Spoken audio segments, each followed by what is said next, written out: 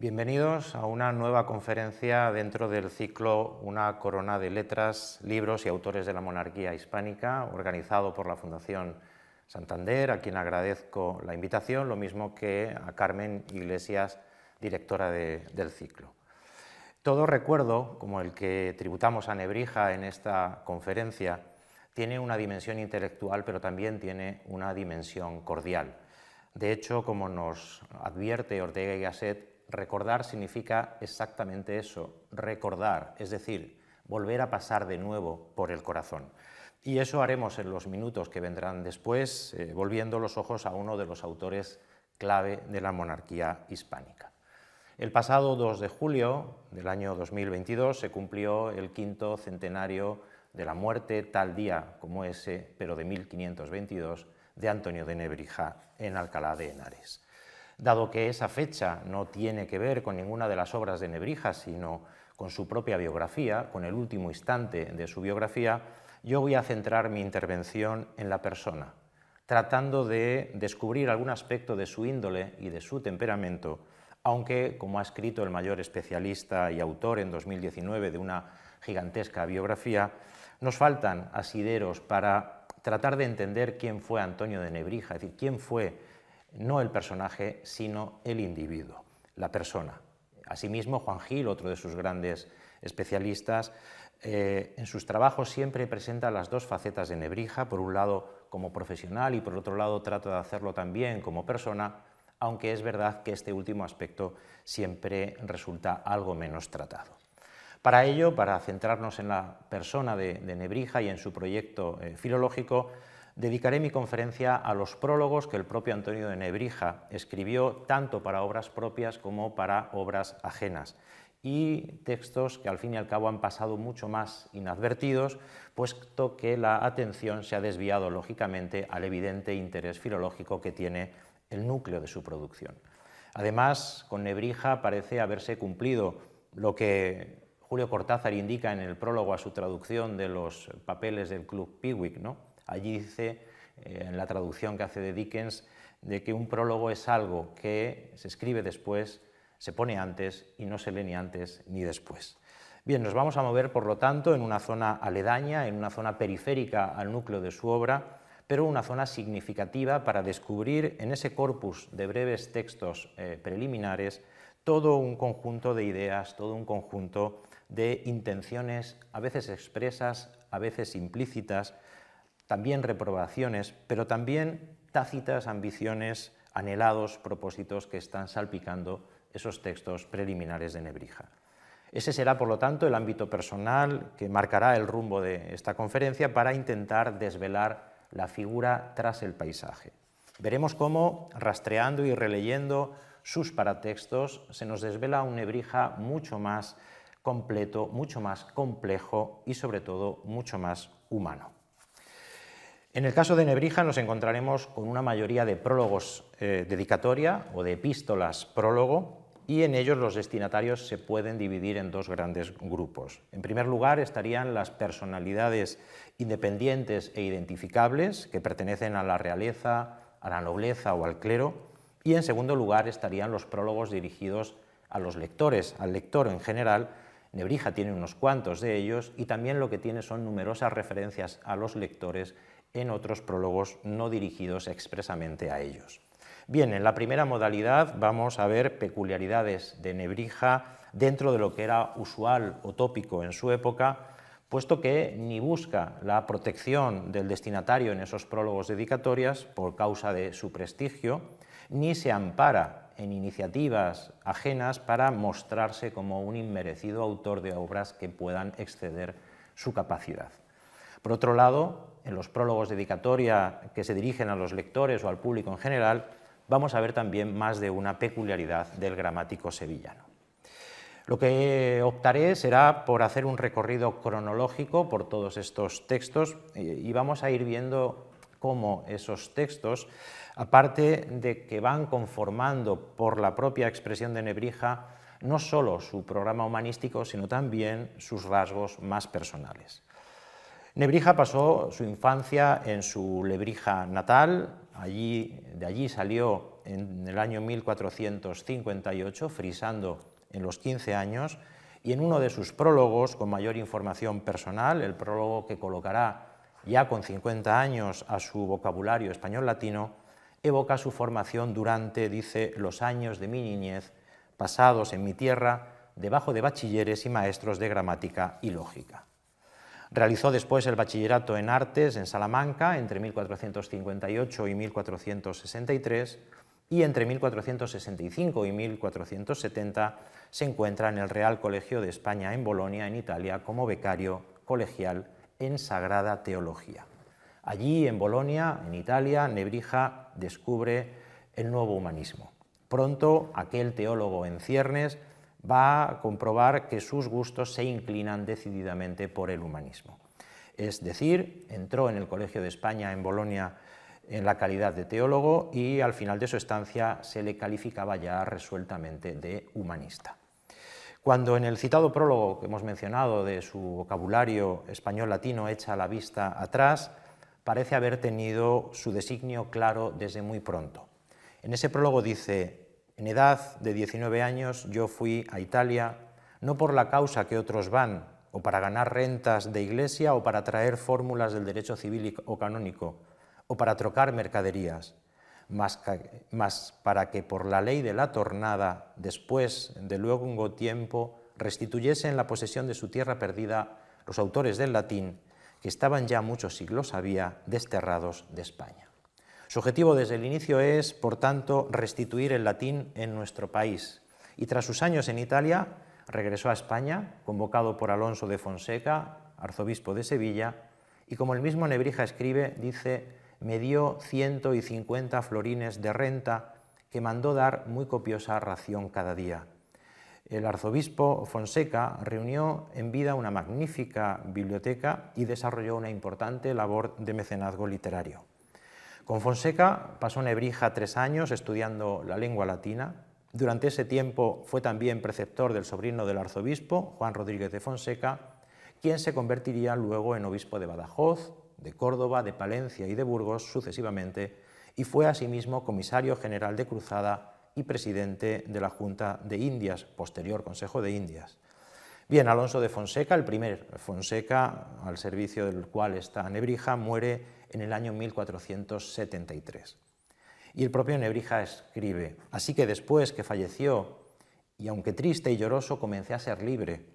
Nunca dejé de pensar alguna manera por donde pudiese desbaratar la barbarie por todas las partes de España tan ancha y luengamente derramada.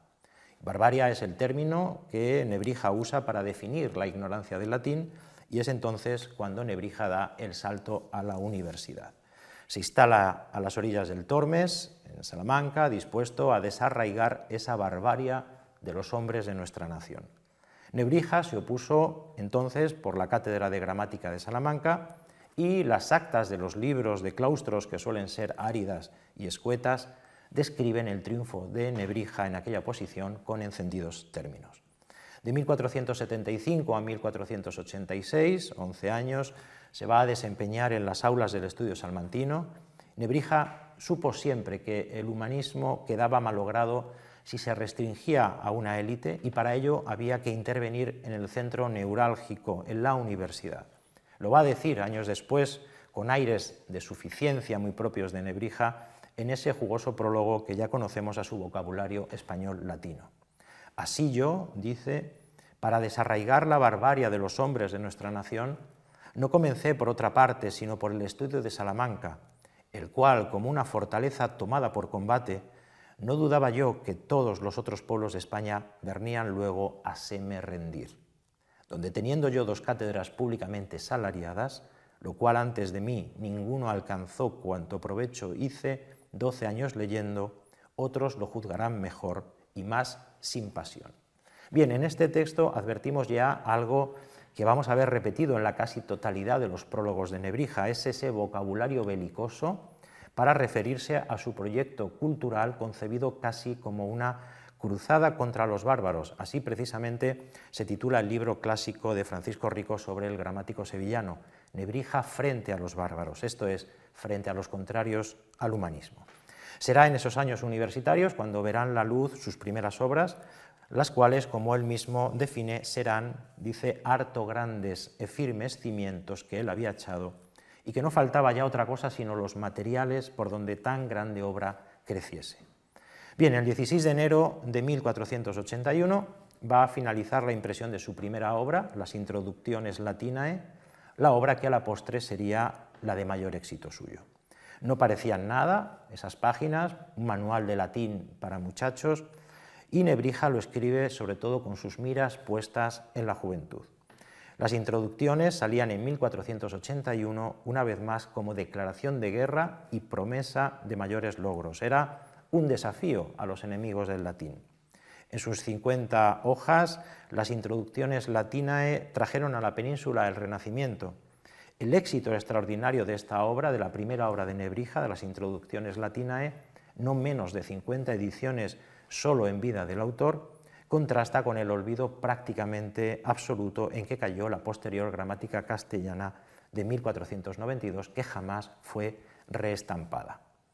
En este estudio que estamos haciendo de los textos preliminares de Nebrija, reparamos en que Nebrija no apuntó bajo en aquella primera obra y eligió al cardenal don Pedro González de Mendoza como dedicatario de aquella primera obra suya, un modesto manual universitario. Nebrija no escogía simplemente a un hombre de gran relevancia en la jerarquía eclesiástica, el mítico gran cardenal que llegaría a ser considerado el tercer rey de España, sino también y sobre todo escogía a un protohumanista, era el hijo menor, el quinto, de Íñigo López de Mendoza, marqués de Santillana, que entre otras acciones en pos de un nuevo tiempo se había aplicado a traducir al castellano la Ilíada y era un importante mecenas cultural. Sois, dice Nebrija en ese prólogo, no solo el prelado de las cosas sagradas, sino además defensor y guardián propio de todas las buenas artes.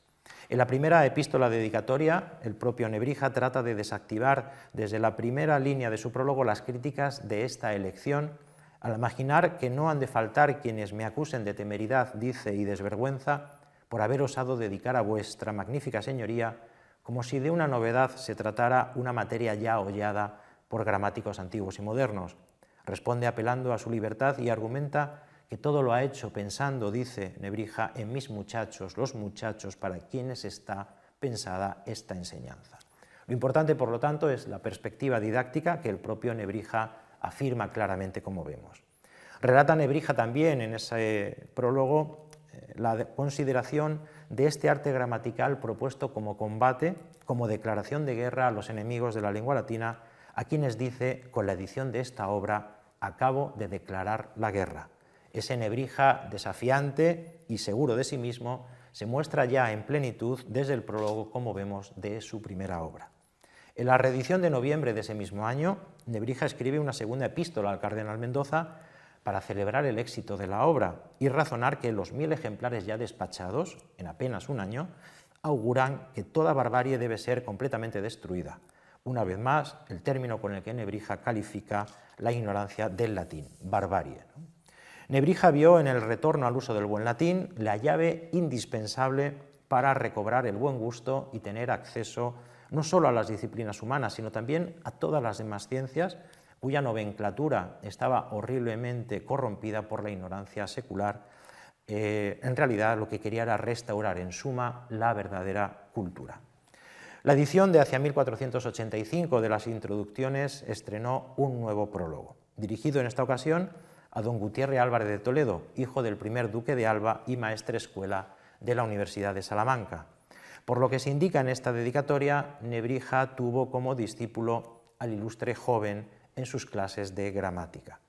A los detractores de Nebrija, esas primeras introducciones le debieron de parecer un opúsculum demasiado sencillo, por eso en este prólogo se excusa de que, aunque aquel libro era conforme a mi profesión y correspondía a la materia que como profesor público tenía que enseñar, a instancias de unos y a ruegos de otros, me obligaron a publicarlo antes de tiempo, pero me eché la cuenta que andando el mío en manos de sabios y de ignorantes, los juicios de unos y otros me harían percibir los defectos que tuviera y podría enmendarlos en otras ediciones. En junio de 1486, Nebrija pronuncia por segunda vez ante el claustro de la Universidad de Salamanca la lección que ponía fin al curso académico. En esa lección mantiene ese persistente tono de incitación al combate que ya hemos visto y reclamará para la lengua un nuevo estatus en el entramado institucional de los saberes. Nos interesa el exordio de ese discurso, pues aunque es un discurso estrictamente universitario, Nebrija otorga a esa parte inicial de su intervención rasgos cercanos a cualquiera de sus prólogos. Dedica sus palabras en un doble destino: a don Juan de Zúñiga, que era 37º y último maestre de la Orden de Alcántara, y de nuevo a la juventud de las escuelas, a la que se dirige como admiradísima juventud. Comienza Nebrija rebatiendo a quienes le pueden acusar de pusilanimidad o pereza por dedicar su ingenio a las artes inferiores y disciplinas propias de la mocedad, para afirmar que reivindicaba con orgullo, dice él, el título de Grammaticus. A los que pudieran criticar tal decisión, en un tiempo y en un lugar en que de mí se esperaba algo más importante, dice Nebrija, les contesta que de esta materia de mi profesión le vienen todas las cuentas, provechos y honores de mi vida. No obstante, prefiero concitar en mi persona todo el ímpetu y la rabia de aquellos. Critica con gracia a los iletrados, a los falsos gramáticos que se escandalizan o se mofan si oyen pronunciar como ñ, dice él, el grupo GN, en casos como coñomen, llegando a sobreentender, dice él, los genitales femeninos, o los que confunden el nombre de testigo con el de testículo, a ellos los califica como hombres tontísimos, desvergonzados y asquerosos, dice Nebrija, que sintiendo una comenzón lujuriosa por cosas mundanas, dan rienda suelta a su indecencia, mientras yo no noto nada que pueda llamarme del rubor de la vergüenza. Por eso se dirige a los estudiantes: yo a vosotros, les dice, jóvenes egregios a quienes está depositada tan gran esperanza de recuperar la lengua latina. A vosotros, dice, no solo os pido y recuerdo, sino que además os suplico y conjuro que le dediquéis todo vuestro esfuerzo y atención a la lengua latina. A don Juan de Zúñiga, por su parte, le pide, de nuevo en estilo bélico, que proteja las importantes expresas de tu Antonio, le dice, el primero y único quien, tras romper las hostilidades contra los enemigos de la lengua latina, se atrevió a arrostrar con su persona todos los embates de aquellos. Bien, en las aulas salmantinas Nebrija permaneció, como decíamos, hasta el año siguiente, 1487, en que dejó su cátedra y pasó al servicio de don Juan de Zúñiga, a quien, como hemos visto, había mencionado en su discurso universitario el año anterior. Como recordará años más tarde, durante esta primera etapa en la universidad, Nebrija se sentía abrumado por la carga docente y por haber dedicado sus fuerzas a algo que apenas le dejaba tiempo, dice él, para nada más.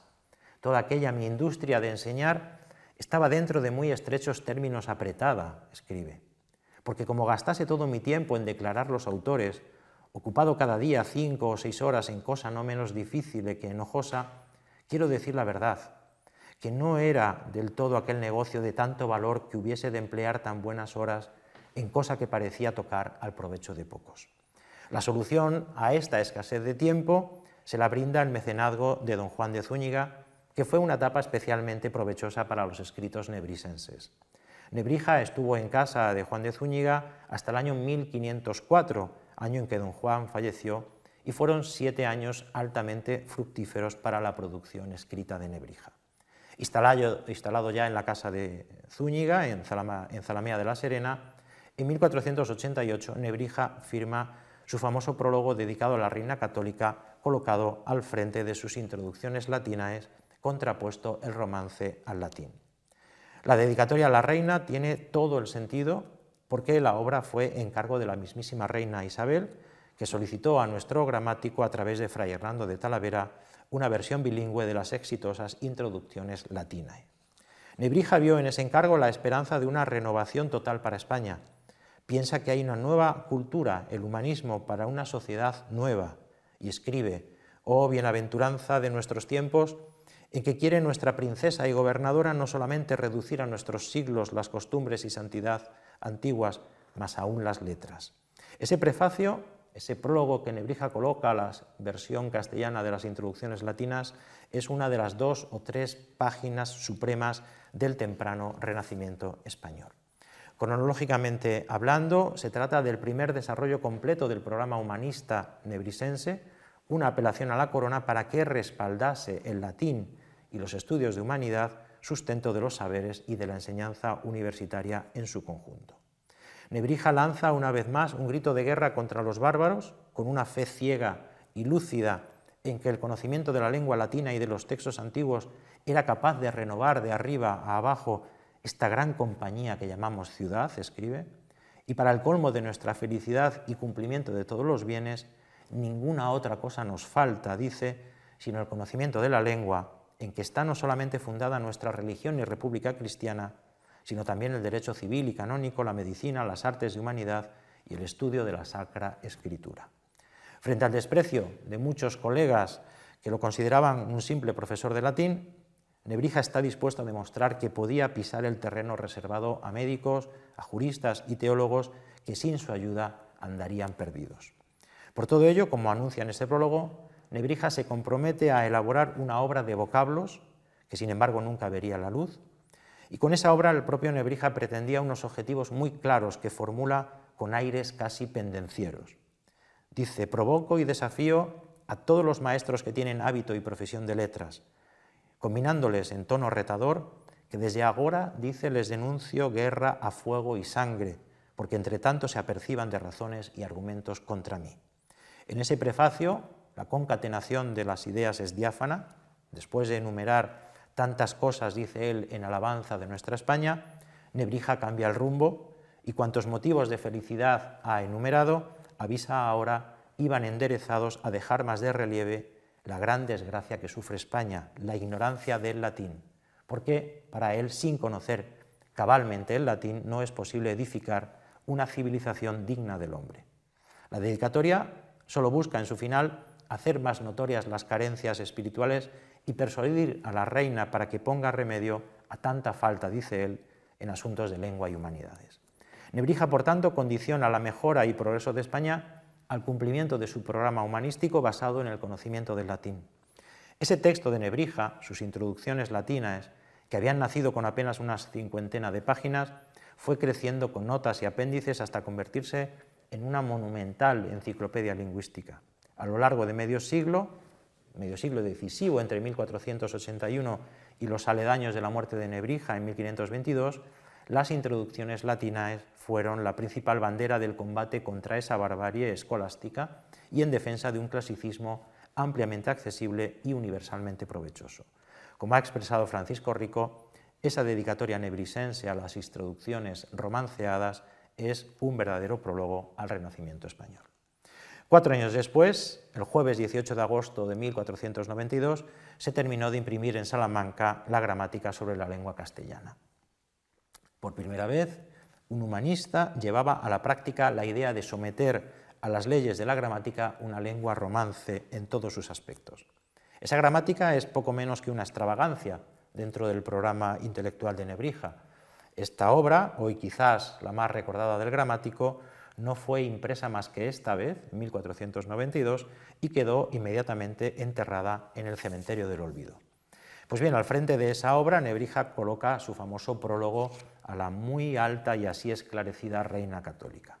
En él arranca con una fórmula reflexiva, cuando bien conmigo pienso, que da título a esta conferencia, y que va a repetir casi calcada en otros textos posteriores.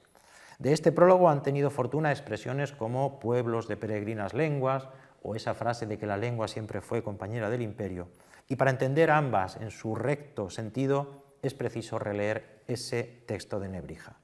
Hay una figura clave en la edición de esta obra de Nebrija, que es Fray Hernando de Talavera, quien dispensó a Nebrija atenciones que resultaron enormemente rentables para el gramático sevillano. Talavera facilitó la presencia y acceso de Nebrija cerca de los Reyes Católicos y en varias ocasiones lo promocionó. 6 años antes de ese 1492, es decir, en 1486, tuvo lugar una trascendental audiencia en la que, acompañado de Fray Hernando, Nebrija presentó a la reina Isabel una muestra, se nos dice, de la gramática sobre la lengua castellana. La reina, ojeando escéptica esa muestra, demandó por la utilidad de una obra semejante, absolutamente, como digo, extravagante, y fue entonces cuando Hernando de Talavera, valedor indiscutible del proyecto, se adelanta a contestar. Podemos escuchar incluso la respuesta, gracias al relato que de aquella audiencia decisiva hace Nebrija en este prólogo a la Reina Católica escrito para su gramática de 1492. El muy reverendo padre obispo de Ávila, Fray Hernando de Talavera, escribe Nebrija, me arrebató la respuesta. Respondiendo por mí, dijo que después que vuestra Alteza metiese debajo de su yugo muchos pueblos bárbaros en naciones de peregrinas lenguas, y con el vencimiento aquellos tenían necesidad de recibir las leyes que el vencedor pone al vencido, y con ellas nuestra lengua. Entonces, por esta mi arte gramática, podrían venir en el conocimiento de ella. Antes de proseguir, quiero que repasemos cómo las distintas actitudes de la Reina Católica reflejan adecuadamente la importancia y la estimación coetánea de la gramática castellana por un lado y de las introducciones latinae por otra. Porque si por la gramática castellana Isabel la Católica mostró, en el mejor de los casos, una benigna extrañeza y un amable escepticismo en esa audiencia de 1486, 2 años después, en 1488, Nebrija publica la edición bilingüe de las introducciones latinae, precisamente porque la propia reina le ha pedido una traducción al castellano renglón por renglón, dice Nebrija, y por lo tanto tenemos clara cuál fue la consecuencia de aquella recepción y tenemos clara cuál fue la preferencia de la Reina Católica. Colón también se hallaba en Salamanca en aquel año de 1486, ansioso por convencer de la viabilidad de su empresa a una junta extraordinaria de sabios, letrados y marineros, cuya constitución habían comisionado los reyes católicos a Fray Hernando de Talavera, es decir, están en las mismas fechas, en el mismo lugar, los mismos protagonistas. De modo que cuando Nebrija publica su gramática, Colón aún no ha llegado a América, y por tanto esas palabras con que defendieron, sobre todo Hernando de Talavera, la gramática castellana como instrumento de utilidad ante naciones de peregrinas lenguas, no son una intuición casi profética, sino la consecuencia de aquel encuentro en 1486 en Salamanca, en que ambos proyectos, el de Colón y el de Nebrija, coincidieron bajo la figura de Isabel la Católica.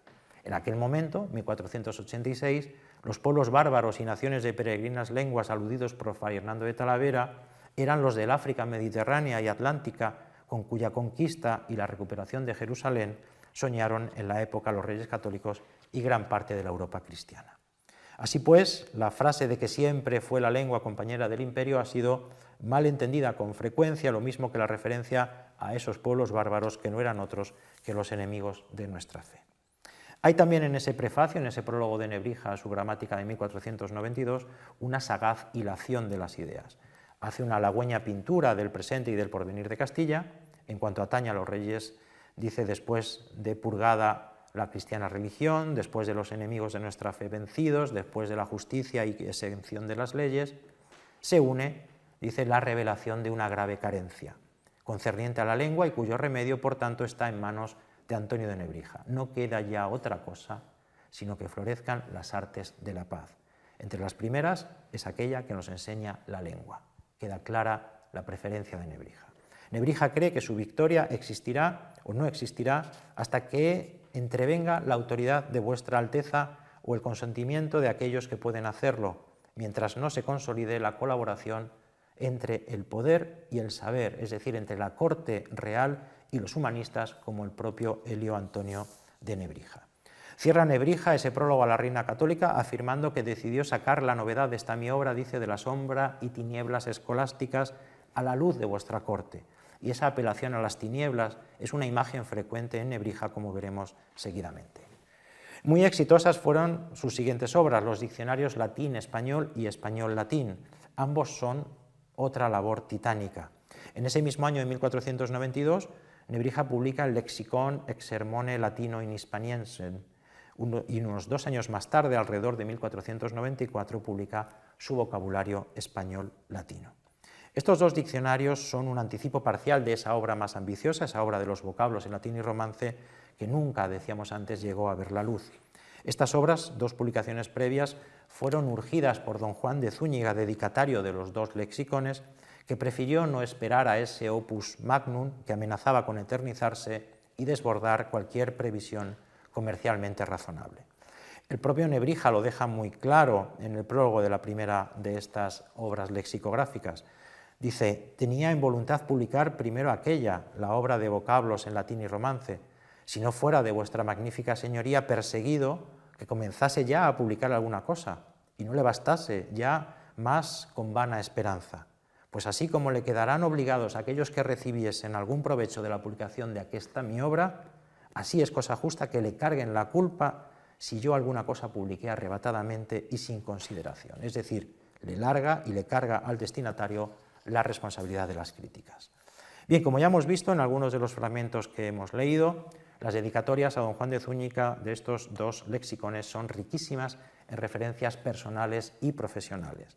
En la dedicatoria del primero, Nebrija volteaba jubiloso las campanas al comprobar en qué medida las introducciones latinae en un decenio apenas habían derrotado a los bárbaros.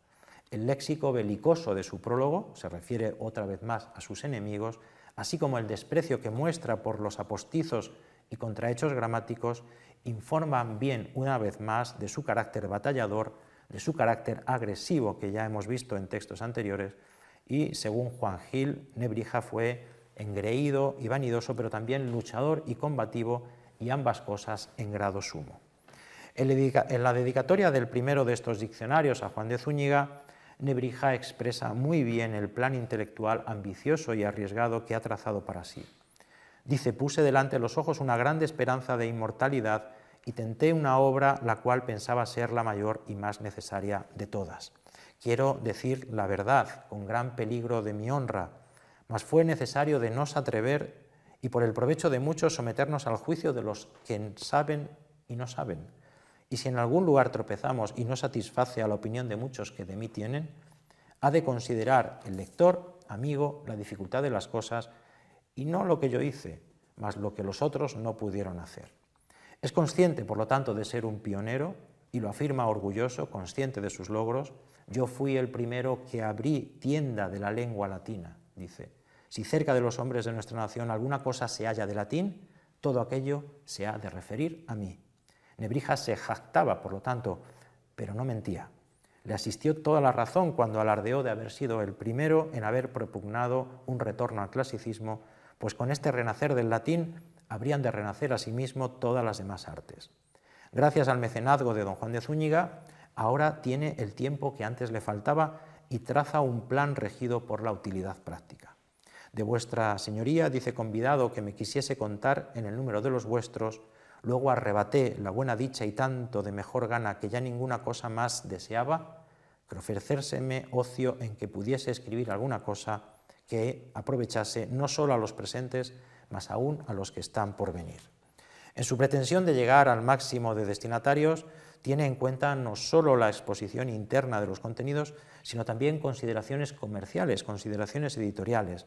Dice, de hecho, Nebrija: echamos el volumen debajo de una maravillosa brevedad, porque la grandeza del precio no espantase a los pobres de lo comprar, ni la frente alta del libro a los ricos hastiosos de lo leer. Y también porque más ligero se pudiese traer y llevar de un lugar a otro en la mano, y se no hisó el brazo. Es lo que se dice un manual, un vademecum. En este prólogo a su vocabulario latino-español vuelve a identificar a los jóvenes como sus destinatarios escogidos. En el ámbito más personal podemos identificar algunos rasgos de su carácter. Era, como hemos dicho, un hombre reflexivo, de constante meditación personal. Decíamos que el comienzo de su gramática era «cuando bien conmigo pienso», y que tenía expresiones semejantes en otros textos liminares. Pues bien, en este prólogo a su vocabulario latino-hispano es uno de ellos, pues comienza de este modo: muchos cada día me preguntan aquello mismo que yo muchas veces suelo conmigo pensar. Ese pensar con uno mismo es signo clave del carácter de Nebrija. Pocos años después, en el prólogo a su vocabulario hispano-latino, expresa el sacrificio personal y económico que ha debido hacer en su trayectoria, eligiendo una senda más difícil, no en beneficio propio, sino de los demás. Y teniendo yo, dice Nebrija, ingenio y también doctrina para alumbrar una de aquellas artes que son para ganar dineros y más aparejadas para alcanzar honras, no me contenté ir por aquel común y muy poblado camino, mas por una vereda que a mí solo de los nuestros me fue divinamente mostrada, venir a la fuente de donde hartase a mí primero, después a todos mis españoles. Es decir, vemos cómo Nebrija se sentía casi como un elegido, casi como un predestinado. En este prólogo aparece por primera vez uno de los elementos que será recurrente en posteriores textos preliminares, su vida matrimonial. En esta ocasión aparece como una carga onerosa para su economía que el mecenazgo de Juan de Zúñiga le permite sobrellevar. Dice Nebrija, porque después de casado y habido hijos, había perdido la renta de la iglesia, ni pudiese ya vivir en otra parte sino de aquel escolástico salario. Vuestra muy magnífica señoría lo remedió todo con las muchas y muy honoríficas mercedes, dándome ocio y sosiego de mi vida.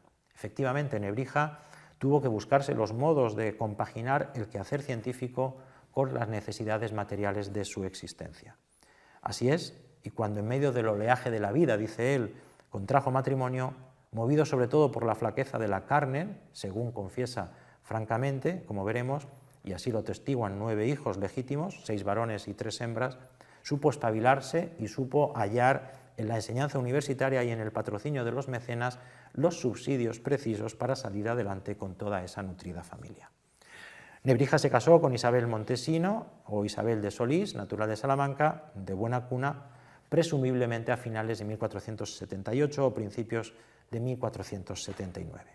Hasta ese año, Antonio de Nebrija le debemos representar como lo que es, como un bachiller en hábito clerical, con estudios de teología, ordenado como mínimo de corona, esto es tonsurado, y en Salamanca esa condición de clérigo le permitió compatibilizar el jornal de profesor con la percepción de algún beneficio eclesiástico que perdió, como él mismo dice en el prólogo del vocabulario hispano-latino, después de casado y habido hijos, y tuvo que vivir exclusivamente de aquel escolástico salario.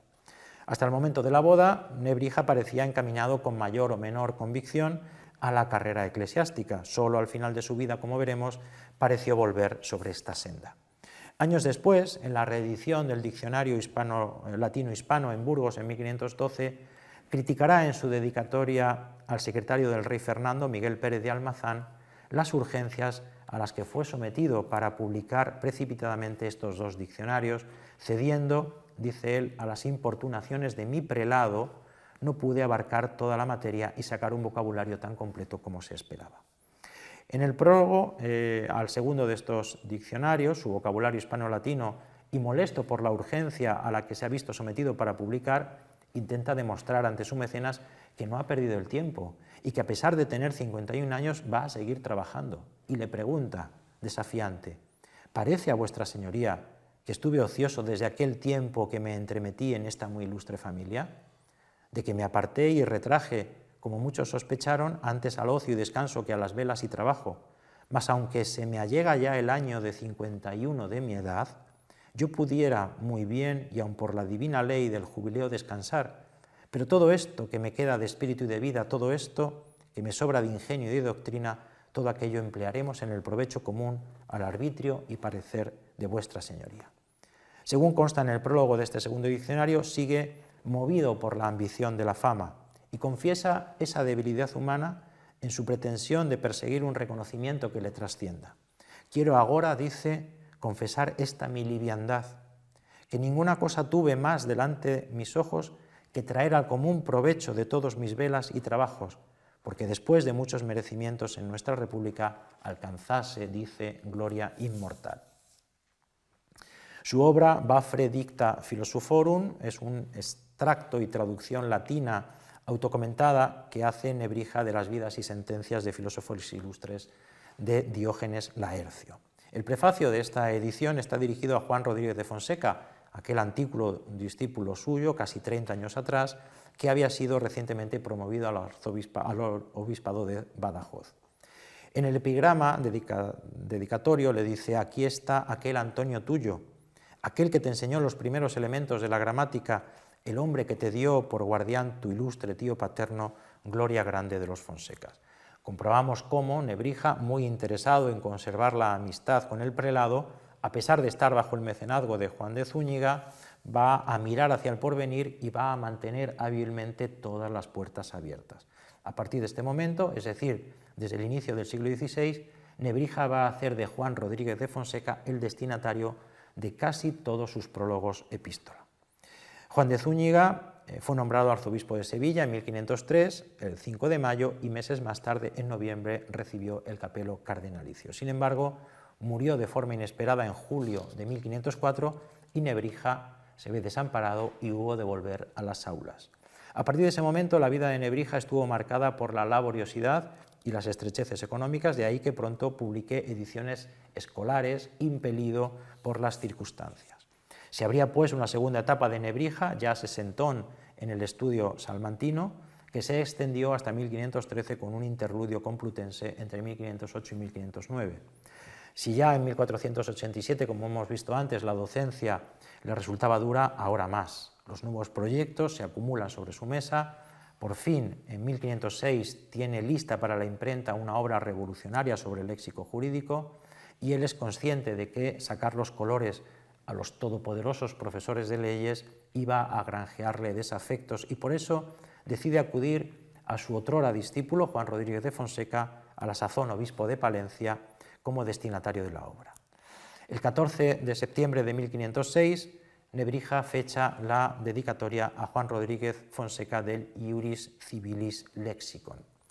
Este prólogo destila la insolencia con que su autor se conducía en el medio universitario, dando por hecho que aquel género despreciable de hombres, dice, que bajo la apariencia de que poseen profundos conocimientos, acostumbran a interpretar las leyes para los demás, ejercen magistraturas o puesto de mando, montará en cólera, dice, y se indignará al ver que les corrigen hombres que profesan otra ciencia de menor estima, la gramatical, como es la suya. Aunque se acercase al mundo del derecho, no como estudioso de las leyes, sino como gramático, los juristas quedaban colocados en esa obra de Nebrija a la altura de los leguleyos. La dedicatoria no se quedaba ahí, sino que prometía que en breve le tocaría el turno a los textos de los médicos y a las sagradas letras o escrituras. Es este un prefacio en el que además encontramos unas notas muy personales. Pasadas las bodas de plata, es decir, 27 años después de su matrimonio, Nebrija parece mostrarse arrepentido de que su incontinencia, dice, lo arrastrase al casamiento, separándole de un destino que podría haberle procurado, y más de haber permanecido junto a Fonseca, pródigas mercedes y honores. Escribe Nebrija: si mis hados me hubieran concordado con los tuyos, Padre excelentísimo, ni yo me hubiera apartado jamás un dedo, como suele decirse, de ti, ni tú hubieras dejado de colmarme con beneficios y de acrecentar mis honores. Pero toda vez que yo, no sé por qué fatalidad, contraje matrimonio arrastrado por la incontinencia, y que a ti tu fortuna te ha conducido a través de grados diversos hasta las más altas dignidades, el resultado es que la disparidad de la vida ha enfriado nuestras relaciones, a diferencia de lo que hubiera ocurrido si hubiéramos continuado el trato. En el verano de 1508, Nebrija se desplazó con su familia a Alcalá de Henares porque se aceleraban los trabajos de la edición de la Biblia políglota con la que Nebrija no terminaba de comprometerse. En febrero de 1509, y como Nebrija no se había incorporado a sus clases en Salamanca, fue desprovisto de su cátedra de gramática. Mientras tanto, el cardenal Cisneros logró que la reina Juana hiciese de Nebrija su cronista regio, el 21 de marzo de ese mismo año, con un sueldo de 80.000 maravedíes, y vemos a Cisneros velando por Nebrija, y vamos a ver cómo no será la última vez que lo haga.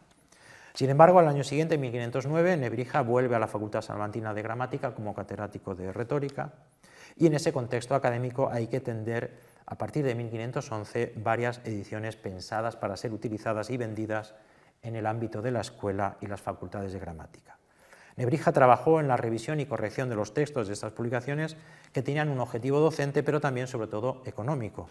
Y una de estas ediciones, una colección de vidas de santos divididas en lecciones, lleva una dedicatoria de nuevo a Juan Rodríguez de Fonseca.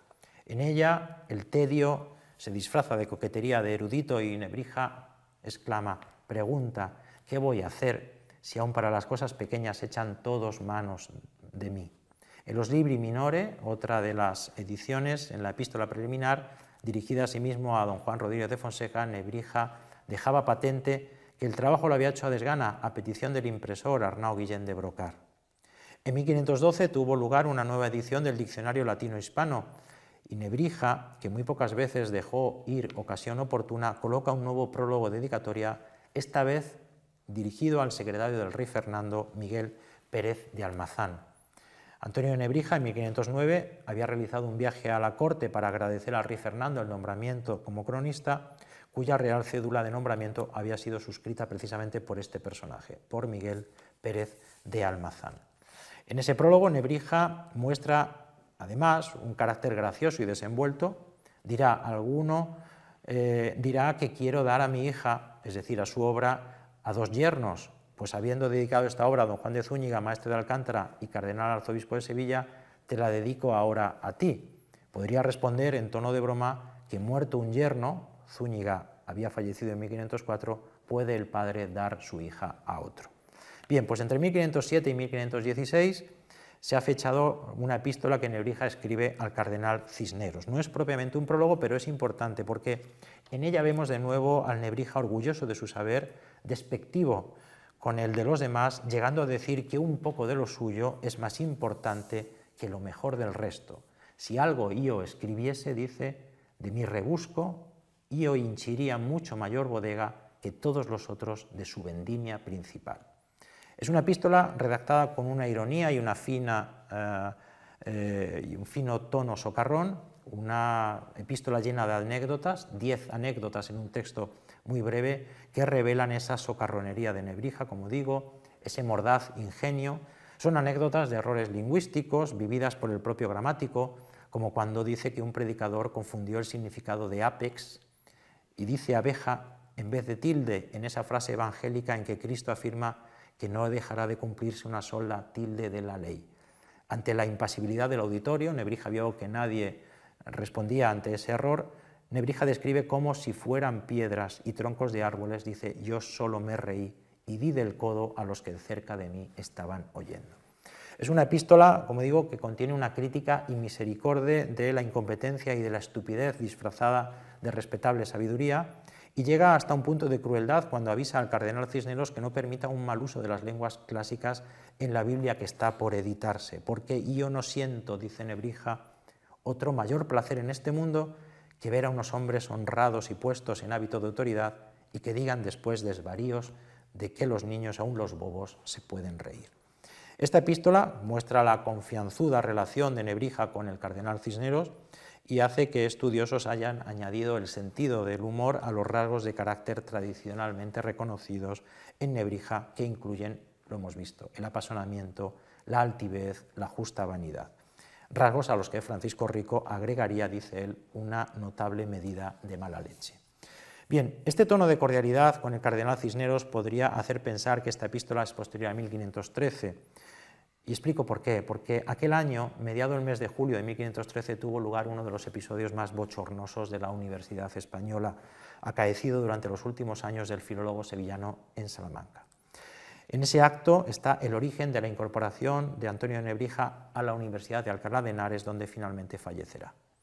Nebrija está a punto de cumplir 70 años y se presenta a la oposición por la cátedra de Prima de Gramática en la Universidad de Salamanca, cuyo titular, el maestro Alonso Tizón, había muerto a principios de abril de 1513, tras enseñar precisamente en esa cátedra durante años las propias obras de Nebrija. Por estatuto se explicaban en esa cátedra las introducciones latinae. Bien, esa cátedra de Prima de Gramática a la que Nebrija se presenta era de mayor categoría y de mejor dotación económica que la de retórica que ostentaba el gramático sevillano. Y Nebrija opositó para una cátedra que en justicia nadie podía disputarle. Se presentó también a ella Hernando Alonso de Herrera, discípulo de Nebrija, y hasta ese momento catedrático de retórica en Alcalá. El tercer nombre en discordia en aquel ejercicio universitario era el de un joven, un rapaz llamado García del Castillo, el encargado de facto de la cátedra de Prima desde 1508. Casi 40 años después de su primera oposición en la Universidad de Salamanca, tuvo lugar este nuevo ejercicio mediado el mes de julio de 1513. El claustro concedió más votos a ese recién graduado, a García del Castillo. Nebrija no obtuvo nada de nada. Es difícil recopilar más información sobre ese concurso, puesto que no se custodian en el archivo histórico de la Universidad de Salamanca las actas de claustros y juntas de ese año. En las llamadas universidades mayores de la España moderna, es decir, Salamanca, Valladolid y Alcalá, la selección del profesorado durante el siglo XVI y parte del XVII se realizaba por medio de votaciones secretas de los propios estudiantes que tenían derecho a voto. Estaban los catedreros y cuadrilleros o caudillos de los que votaban, que se dedicaban a buscar votos en favor de determinado opositor a cambio de meriendas, botas de vino y otros regalos. Esto hizo que el sistema de provisión de cátedras basado en el voto estudiantil se suprimiera por parte de la corona entrado el siglo XVII. Además, el valor era por mayoría de cursos, de modo que el voto de un estudiante de quinto valía tanto como 5 votos de estudiantes de primero. Sea como fuere, Antonio de Nebrija cayó derrotado en esa oposición. En definitiva, fueron los alumnos, esos mismos jóvenes a los que había dedicado sus obras y desvelos, quienes lo expulsaron de Salamanca. Suspendido y desengañado, y a punto de cumplir 70 años, Nebrija abandona la ciudad. Unos pocos meses más tarde, Cisneros llama al viejo gramático a su nueva Universidad de Alcalá de Henares y le concede la cátedra de retórica, con el privilegio, según carta de Cisneros al rector Balbás, de que lo tratase muy bien y que leyese lo que él quisiese, y si no quisiese leer, que no leyese, y que esto no lo mandaba dar porque trabajase, sino por pagarle lo que le debía España. Nebrija recibió un sueldo anual de 40.000 maravedíes y 100 fanegas de trigo, un salario elevadísimo para su tiempo, a lo cual se sumaba su sueldo de cronista de 80.000 maravedíes y las jugosas ganancias que le procuraba la venta de sus gramáticas y diccionarios. Se sabe que en sus últimos años, coincidentes en Alcalá, Nebrija y Cisneros se frecuentaron. El cardenal solía visitarlo casi a diario para charlar con el maestro e interesarse por su salud. Quienes los vieron juntos cuentan que Nebrija, divertido y mordaz, lograba que el prelado dejase de lado sus obligaciones y le hacía reír. En Alcalá, Nebrija permaneció desde 1513 hasta su muerte en 1522. En estos últimos 9 años de vida vieron la luz algunas obras con prólogos del gramático sevillano. La obra gramatical de Nebrija es bien conocida, sin embargo, de sus incursiones en otras áreas del conocimiento apenas se da noticia.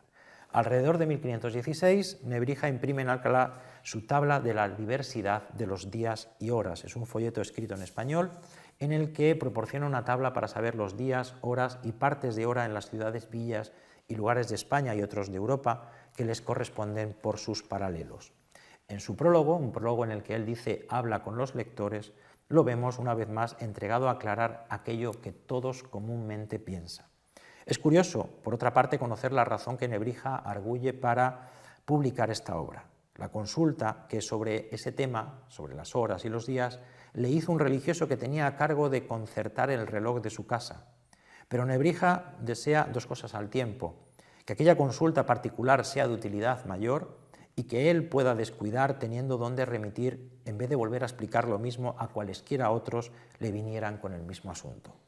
Y porque otros algunos, Bernán dice en la misma dubda que aquel religioso, rogué a Arnau Guillén Brocario, impresor de libros, que la multiplicase por impresión, porque si algún otro me lo preguntase lo mismo, tuviese a dónde enviarlo sin haber otra vez de romper la cabeza en ello.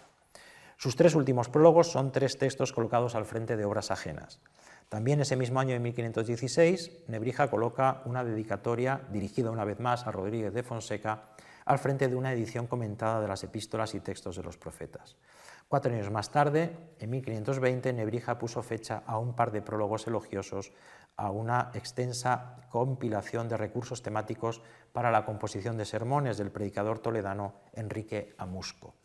Los preliminares de Nebrija en esta obra son 2 cartas, una epístola de nuevo a Juan Rodríguez de Fonseca, ahora obispo de Burgos desde 1514, y una epístola saludo al autor. Y estas 2 cartas reflejan el alto valor intelectual que Nebrija, hacia el final de su vida, moriría 2 años después, concede a los estudios bíblicos en general. En un terreno más personal, la epístola a Fonseca, en ella nuestro humanista deja escrita cuán cercana es su relación con el taller impresor de Arnau Guillén de Brocar, pues se presta, dice, como autorizado lector de originales. A Arnau Guillén, cuando le surge alguna obra extensa y medita si puede publicarla sin incurrir en grandes gastos por la impresión, suele antes consultarme y pedir mi opinión acerca de si será vendible y logrará seducir a los lectores para que la compren y ello le procure, si no ganancia, sí al menos el menor quebranto posible. Se autodefine Nebrija como un espíritu independiente y franco. Cuán ajeno es tu, Antonio, dice, a la mendaz adulación y parco en elogiar a los demás, sobre todo porque también desprecia el elogio de su propia persona. Aunque ya mayor, tiene 76 años, sigue con su carácter combativo y clasifica a los que puedan ser críticos en 3 grupos: aquellos a los que la envidia atormenta o una opinión ya hecha les aparta del recto sentir, o a quienes una torpe ignorancia envuelve. Es decir, sabe que lucha contra la envidia, el prejuicio y la ignorancia. En el saludo a Enrique de Amusco, el predicador toledano, autor de esa obra que prologa, Nebrija da pinceladas mucho más personales que nos hablan de su relación con los otros y del valor que él concede a la amistad. Valora la amistad como un bien preciado, tanto que en el ocaso de su vida se propone retomar, dice, la antigua familiaridad con Enrique Amusco, de cuya conversación y trato había disfrutado años atrás en Salamanca. Esforcémonos, dice Nebrija, por retomar aquella vieja amistad y no permitamos que perezca su más poderoso fruto, el trato continuo. Y exclama nostálgico, pues ¿qué hay más importante para un hombre de bien sino la amistad surgida del intercambio epistolar y el recuerdo de una época feliz? 15 años después de aquellos primeros lamentos que veíamos hacer sobre su vida marital, ahora nuestro autor emplea ese mismo tono y la misma referencia quejumbrosa al matrimonio. Pero puesto que tus hados te llamaban una existencia más elevada, tú seguiste una vía y yo otra. Tú elegiste la mejor, esto es, la de obrar el alimento que no perece. Yo, a merced del oleaje de la vida, contraje matrimonio, lo que no hizo sino devolverme de nuevo al ancho mar. Lamenta que sus ocupaciones universitarias o familiares no le hayan dejado para sí siempre todo el tiempo que quisiera. Envidia de su antiguo amigo la libertad y lo acertado de su decisión y lamenta que él tomará otras opciones que ahora le tienen, dice, metido de lleno en el barro, me tienen estos otros estudios que empiezan a abandonarme ya en la ancianidad. Y hace un firme propósito de que el tiempo que me quede de vida lo entregaré a las Sagradas Escrituras. En abril de 1522 apareció la que debemos considerar su última publicación en vida, el prólogo a la Taricristia, un extenso poema épico religioso de Alvar Gómez de Ciudad Real. Con este prólogo, a escasos meses de su muerte, el 2 de julio de 1522, cierra Nebrija su vida y su obra decantada en los últimos años hacia las letras sagradas. Es su último escrito literario, su pensamiento testamentario en algunos asuntos de poética. Y se trata de una carta dirigida al lector en la que lo que hace es alabar al autor porque ha sabido conciliar a la perfección la profundidad mística, ortodoxia teológica y verdad evangélica de sus versos con la hermosura y gran estilo de la poesía. Lo que él llama a dar satisfacción a la belleza de las musas a la par que a la verdad del Evangelio, guardando el máximo el sentido místico de las sagradas palabras, engraciado de la hermosura poética, es decir, la poesía como un equilibrio perfecto de fondo y forma. Es decir, Nebrija cerró un círculo al final de sus años, había marchado a Bolonia admitido en el Colegio de España como estudiante de teología, después se desempeñó en la retórica y humana e litera, en las letras humanas, y en este último periodo de su vida se reorientó de nuevo hacia la teología en un retorno a los orígenes a los primeros días suyos en Italia. Bien, cerramos. Lo que comprobamos tras este somero repaso es que Nebrija escribe sus prólogos con absoluta intención, plena libertad y sin acogerse a la tópica acostumbrada de los textos similares en su época. No hay en él falsa modestia, no hay en él captatio benevolentiae, ni recurso a la autoridad ajena. Respecto al primero de estos tópicos, Nebrija nunca expresa esa fórmula de reserva por las que otros muestran su fingida simpleza y su falta de capacidad para componer la obra. En segundo lugar, aunque Nebrija convoque en sus prólogos a un ramillete de autoridades o personajes históricos, su autoridad siempre queda por encima de todas estas otras personalidades. Aunque, según hemos visto, Nebrija identifica a personajes de los tres estamentos, realeza, nobleza y alto clero, como destinatarios de sus prólogos, no adopta, sin embargo, respecto de ellos, ninguna relación de sumisión explícita. Es más, les hace responsables directos, como hemos visto, de la obra que está por comenzar mediante el recordatorio de encargos concretos o fines de utilidad social a los que habrán de aplicar su autoridad. Hemos visto cómo Nebrija nunca renunció al inmenso proyecto que se trajo de Italia, es decir, combatir la barbarie de todas las ciencias con el arma de la gramática. En ese sentido, la madurez de Nebrija no ofrece nada que no se hallara esencialmente ya en su mocedad. Como hemos visto, Nebrija, reconocido hoy por ser el primer gramático del castellano, fue sin embargo en su época el más firme defensor del latín como centro promotor de su programa humanístico. Él mismo en su época concedió a sus Introductiones Latinae, una obra en defensa del latín pronto convertida en un verdadero bestseller, más importancia que a su gramática de la lengua castellana, que fracasó por haberse adelantado a su tiempo. La vida toda de Nebrija, hombre lleno de curiosidad y afán de saber, fue encender en su derredor la luz del conocimiento frente a las tinieblas de la ignorancia, Además de esa referencia a las tinieblas ya comentada en el prólogo a su gramática, es recurrente en su obra el uso de este término para significar el oscurantismo y la ignorancia. También en el prólogo a las introducciones latinae de 1488 escribe que por ignorancia del latín todos los libros en que están escritas las artes dignas de todo hombre libre yacen en tinieblas sepultados. De nuevo en el prólogo a su vocabulario hispano vuelve a mencionar la oposición entre luz y oscuridad. Los vocablos, dice, juntamente nacen y mueren con las cosas.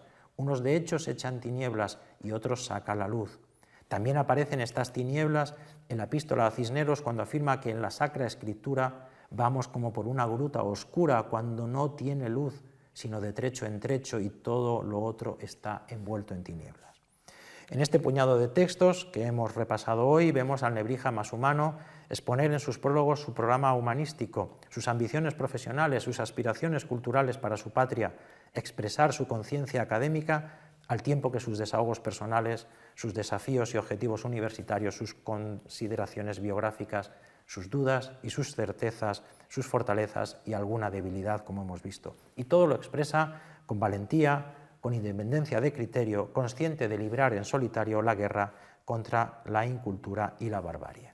Si estas palabras han servido, usando la metáfora de Nebrija, para sacar de la tiniebla algo más de su persona, habrán cumplido el objetivo para el que han sido preparadas. Muchísimas gracias.